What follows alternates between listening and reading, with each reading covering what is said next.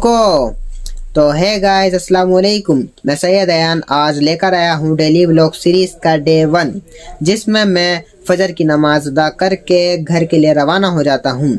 क्योंकि आज संडे था तो हम दोनों भाई निकल जाते हैं क्रिकेट खेलने, और हम जैसे ग्राउंड में पहुँचते हैं तो हम वहाँ पे कर लेते हैं थोड़ी सी प्रैक्टिस, और प्रैक्टिस करने के बाद हम निकल जाते हैं घर के लिए।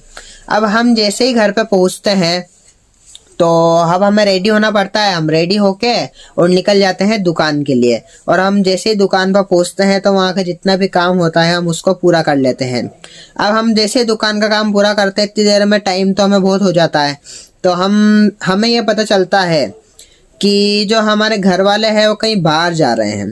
तो हमारे जो घर वाले हैं वो बाहर जा रहे थे, तो हम उनको अलविदा कहकर हम खुद भी नमाज जोहर अदा करने के लिए निकल जाते हैं। अब हम जैसे ही नमाज जोहर अदा करते हैं तो हमें एक अर्जेंट कॉल आता है, तो हम उसको पिक करके पूछते हैं तो हमें पता चलता है कि हमें ट्रांसपोर्ट जाना है, और ट्रांसपोर्ट जाने के बाद में हम वहाँ से इनाम लेना है। तो हम निकल जाते हैं फटाफट से घर पे पहुँच के कार की चाबी लेके चलो।